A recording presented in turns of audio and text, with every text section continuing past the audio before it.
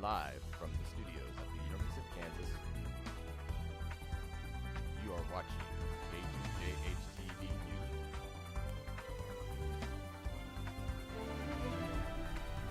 We woke up to a blanket of snow this morning. What this means for the roads and your commute home. Plus, as wildfires continue to ravage Southern California, Hollywood's biggest stars are returning to rubble, which celebrities are fleeing the area. And tonight is the men's basketball home opener, who they're facing and the streak they're trying to keep alive. Thanks for joining us here on KUJH News. I'm Malik Jackson. And I'm Maxine Kichigina. When the Lawrence community headed out for their morning commute, they found themselves on some slick roads. Snow started falling at 5:30 this morning, and it didn't stop until early afternoon. Slush formed as cars began to drive through the fresh snow, making roads unsafe. Courtney Schrader crashed into a Jeep after hydroplaning. She was unaware that the roads were bad.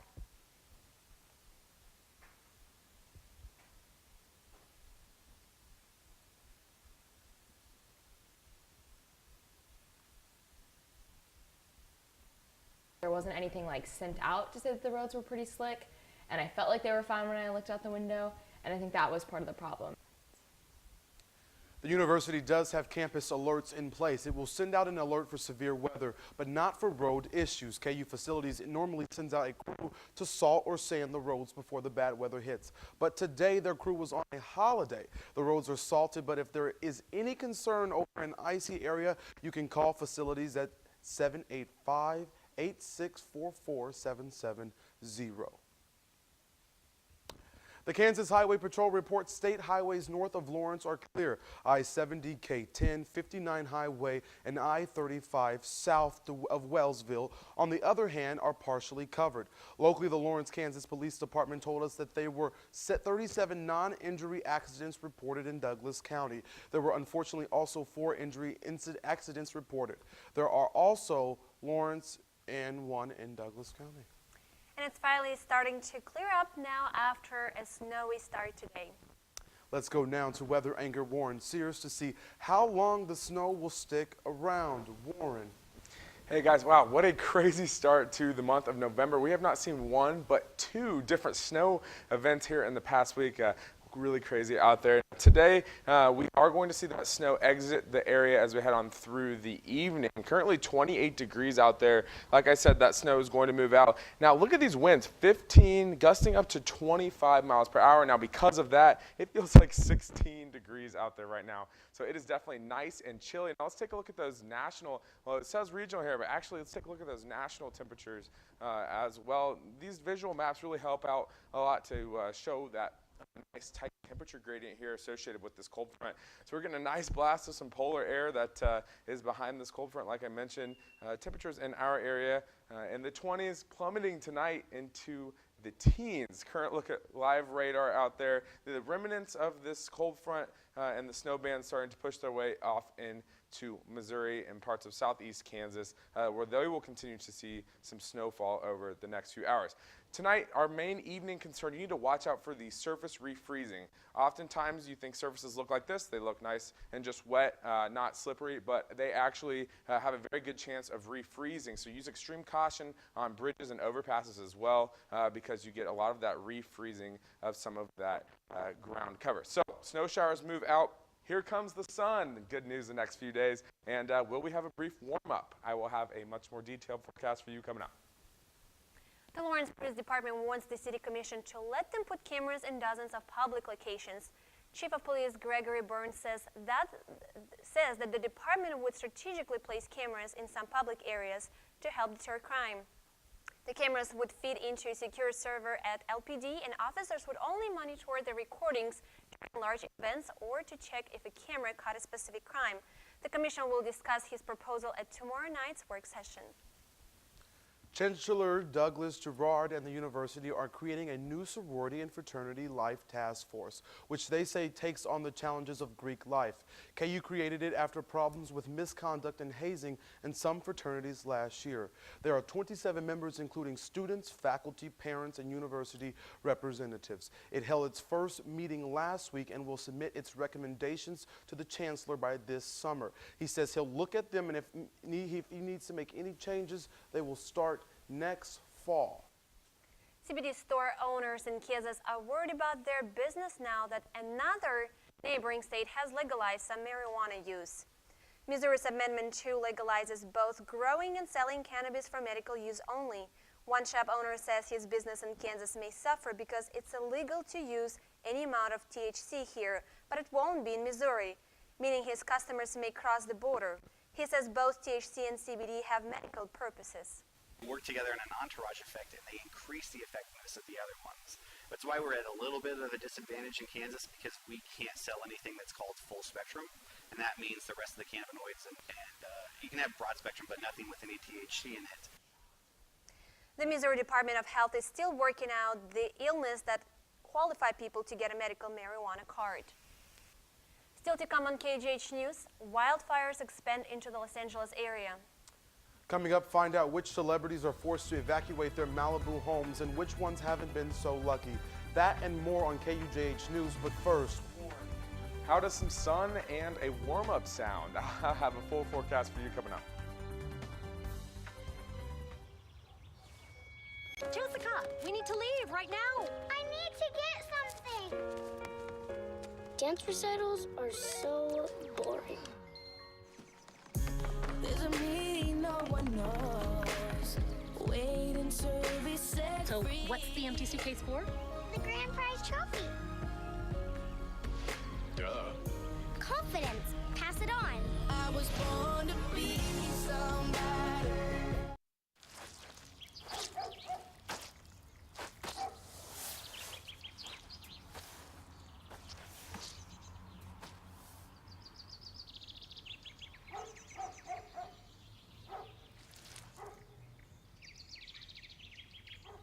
Hi.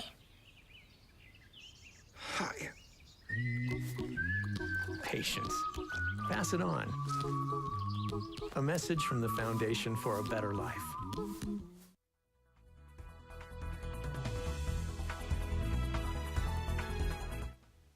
Hello, everybody, and happy Monday. Well, a little bit of a cool day today. We do have some good news with some warmer weather coming up. Currently 28 degrees out there.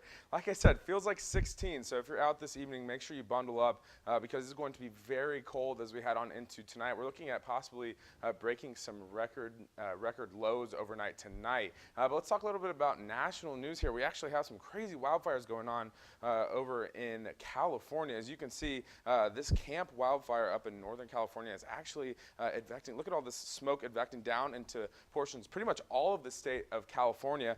This great satellite image, though, from our GHOST 16 satellite shows all of this smoke throughout the entire state of California. It also shows some cool, we'll switch this over here. It also shows some really cool snow coverage on the ground. And then this is that whole system that made its way out of our area, or is making its way out of our area today. So some amazing shots from our satellites up in space there. California, though, unfortunately, over the next 24 hours, it's not looking like they're going to see any relief here. This is a future radar, and really, we see nothing. So hopefully, at least we could have some calm winds for those firefighters out there. So for us here in Kansas, we are still in just a very slight, abnormally dry area. I think after, this was updated last week, so I think after today, we'll see those decrease even more. For us here in northeast Kansas. We do have some activity going on in the tropics as well. Here's a tropical depression here, which has about a 50% chance of forming into a hurricane in the next few days or so. So we'll continue to watch that. Storm track is still very uncertain, but it does have the capability of developing over the next few days with some nice warm waters down there in the Caribbean. If you're heading out to the basketball game today, a little bit of a camping forecast for you. We'll see a decrease in clouds as we head on through the evening. It's only going to be 25 degrees, though, around 6 o'clock when doors open today. So definitely bring a jacket. As we head on into tonight, like I said, 17 degrees, maybe even cooler for your nighttime low. Early morning tomorrow, we could see temperatures, I think, even plummet down close to 14 degrees as well. So really chilly conditions out there, but I do have some good news. Wednesday, let's look at some regional temperatures across the area. We'll start to see some warmer weather work its way back up into our area. Warmer relatively, I guess I should say. Temperatures will return to the 40s on your Wednesday. And then for your Thursday, actually, it's looking very nice. Even parts of western Kansas could see 60 for us here in north and eastern Kansas. I think maybe around 50 degrees. But hey, 50 degrees is going to feel nice and warm. Saturday for your football game in Norman, if you're heading down there, it's going to be nice. 57 degrees, right around 52 degrees for your kickoff. Take a look at that 7-day forecast. Look at all this sunshine. Even though we do see cooler conditions for the next few days, we see lots of sun. So that'll help us kind of thaw out a little from the next few days. And this weekend looking pretty pleasant as well. Now let's take a look at news from across the nation.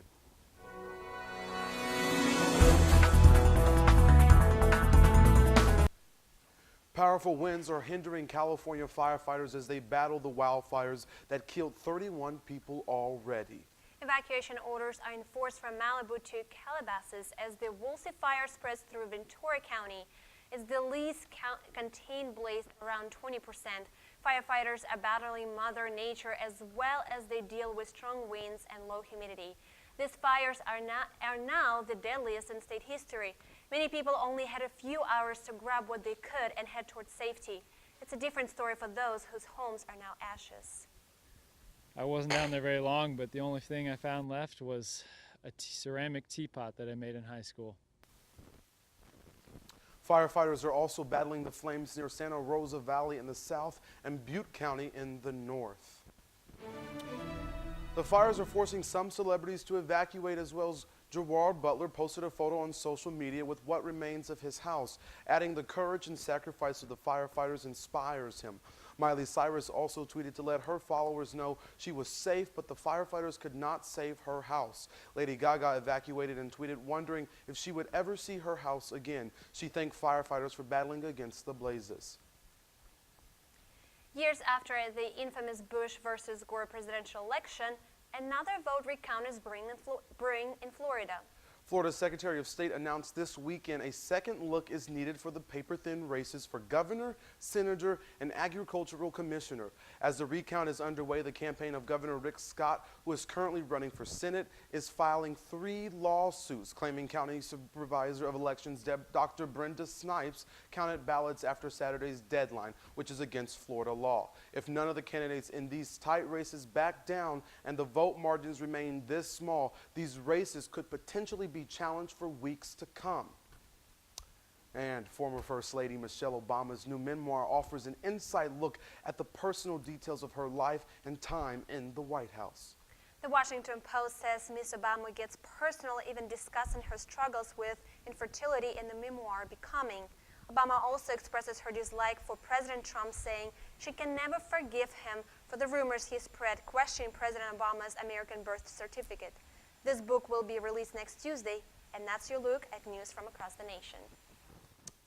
All righty, and I'm down here with Keely McCormick. How are you doing, Keely? Great, a lot Mike. of sports, a basketball game tonight after that big win against Michigan State last week. That's right. It was a big weekend for sports, but coming up after the break, I'll be back to talk about the basketball game tonight and what to expect out of the Jayhawks.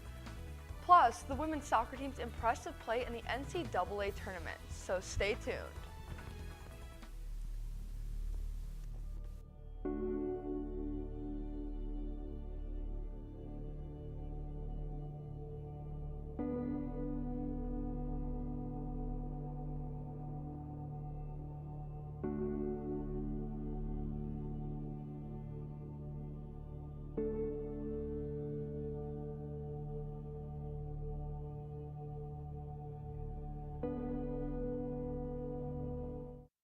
Another summer day has come and gone away from Paris or Rome, but I wanna go home. Oh, I miss you, you know. Let me go home.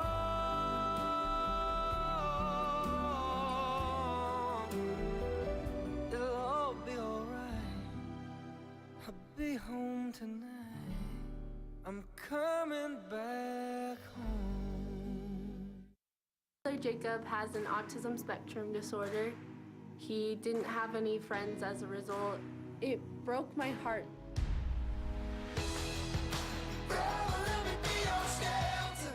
That was the inspiration behind my nonprofit, Score a Friend.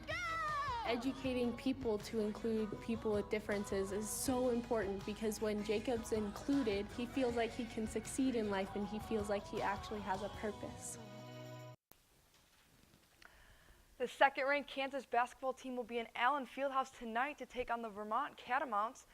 The game will be a salute to service contest to honor those in the military. If you take a quick look at the comparison of the teams, both with a 1-0 record, but KU had a higher scoring game with 92 points scored and 87 points allowed, while Vermont has 78 points and allowed 72. The last time Kansas and Vermont matched up was in 2004, and it ended with a Jayhawk win. Head coach Bill Self was surprised to find the Catamounts record. And I knew that they had a great year, but I did not realize that since Coach Becker's been the head coach there, they've won the second most games in all of the Northeast. KU has won 45 consecutive regular season home openers in Allen Fieldhouse, and tonight we'll see if the Hawks can make it 46. Tip-off is set for 8 p.m. The Sunflower Showdown took place this weekend in Manhattan as KU and K-State battled it out for bragging rights for the state. KU held the Wildcats scoreless in the first half, which is the second time this season that Kansas defense has accomplished that. However, the Wildcats came back strong, scoring on its first drive of the second half. In the third quarter, the teams traded leads 3 times, but the Wildcats finished on top with a final score of 21-17. Up next, the Jayhawks travel to Oklahoma to take on the Sooners on Saturday. Game time is set for 6:30 p.m. Kansas soccer played St. Louis University Friday night in the first round of the NCAA tournament. This was the coldest game for KU soccer since 2014, with temperatures as low as 17 degrees. Despite the frigid weather, Kansas did not want to stop playing. The game went into double overtime. Junior forward Katie McClure shot a clutch goal from the left post, beating St. Louis 2-1 and earning the Jayhawks a spot in next week's round. KU will play in the second round of the NCAA tournament on Friday in Chapel Hill against the University of North Carolina. If the Hawks walk away with a win on Friday, they will advance to the third round game Sunday, November 18th. It was a tough matchup this weekend between KU volleyball and number 5 ranked Texas. The Longhorns took the first set, but thanks to outside hitter Jada Bursch, the Jayhawks were able to come back with the second set victory.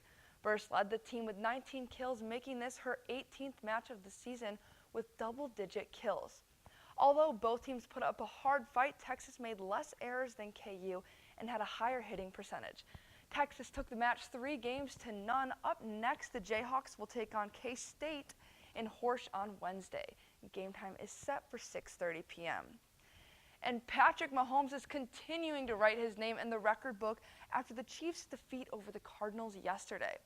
Mahomes headed into the game with 29 touchdown passes in the season, and his pass to Tyreek Hill in the second quarter sent him past Hall of Famer Len Dawson's single-season touchdown record. Dawson set the record in 1964 at 30, and Mahomes now has 31 with 6 games left to play. Kansas City beat Arizona 26-14, bringing the Chiefs' record to 9-1 and the Cardinals to 2-7. The Chiefs will play the Los Angeles Rams next Monday, and kickoff is set for 7:15 p.m. Wow, they are very impressive. I'm glad to be a Chiefs fan right now. Very exciting time. Right, all righty. Moving along. Famed Marvel Comics writer Stan Lee died earlier today in Los Angeles. He was 95 years old.